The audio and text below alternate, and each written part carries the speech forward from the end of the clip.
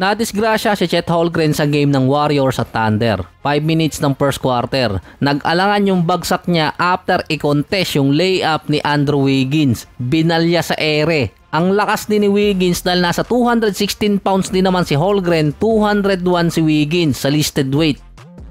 Parehas din naman silang may puwersa sa pagtalon na establish pa nga ni Holmgren sa baba bago siya tumalon. Pero yung kay Wiggins kasi nag-glide pa siya papunta sa vertical na Holmgren. Kaya na-twist sa taas si Holmgren at nag-alangan yung bagsak niya.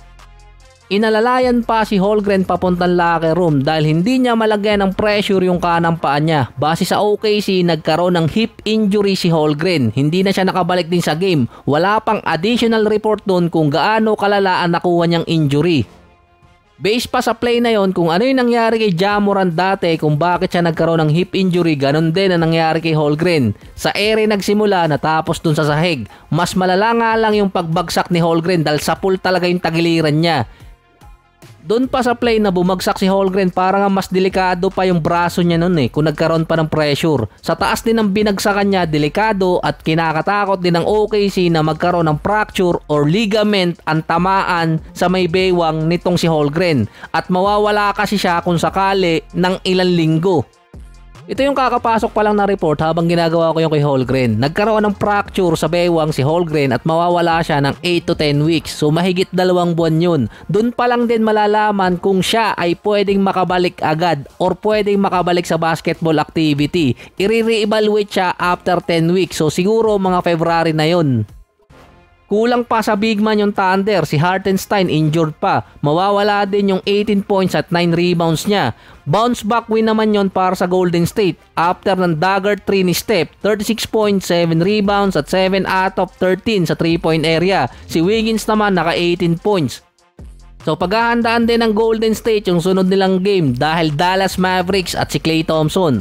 Another injury ulit dahil si Malik Monk naman nasama din sa listahan after matwist ang paa niya na matapakan naman niya yung paa ni Plumlee. Hindi rin siya nakabalik sa game. Nanalo naman doon ang Sacramento kontra sa Suns. Wala nga si Kevin Durant, 2 linggo ding mawawala sa Suns dahil sa calf strain injury. Ano kaya nangyayari ngayon sa NBA? Talamak yung injury. Wala pang 1 buwan na uubos yung mga notable name. Base din sa Sacramento na sprain ang paa ni Malik Monk. Hindi rin binanggit kung gaano kalala ang injury, nag-iintay pa ng official report. Dahil may mga level kasi yung injury doon sa NBA. Ang minimum kasi na posibleng mawala si Malik Monk base sa sprain injury ay 6 weeks. At least nakuha naman ng Sacramento yung panalo versus Suns. 34 points para kay DeMar. Mid-range game ulit. Si Sabonis 20 points at 12 rebounds. Okay pa rin naman ang Suns kahit na wala pansamantala si Kevin Durant. Yun nga lang, sa clutch sila nadali. May combine na 73 points si Booker, Tyus Jones at si Bradley Beal. Nakakuha pa ang Suns ng 31 points galing sa turnover ng Sacramento. Parang ang labas pa nun, sinuwerte pa ang Kings.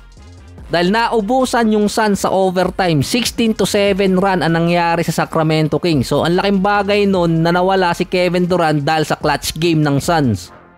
Ang Lakers naman ngayon na nag-iisang team sa West na undefeated pa sa home court nila. Meron silang 5-0 pero 1-4 naman sila sa road games. Na-miss ata din ni LeBron si Bronny James dahil pinabalik agad sa lineup ng Lakers. Wala pa atang 1 araw na naglaro si Bronny sa G-League.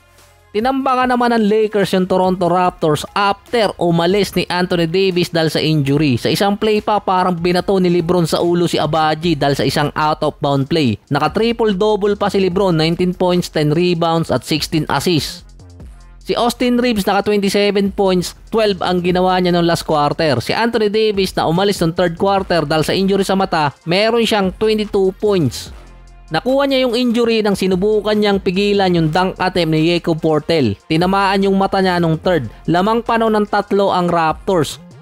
Pagkaalis naman ni Anthony Davis sa lineup ng Lakers, doon naman bumulusok si Austin Reeves. Wala pa namang report ngayon kung anong klaseng injury ang nakuha ni AD dahil nung last time sa game nila sa Cavaliers, nasundot din yung mata niya noon. Wag lang magkakaroon ng fracture dahil doon matatagalan si AD makabalik.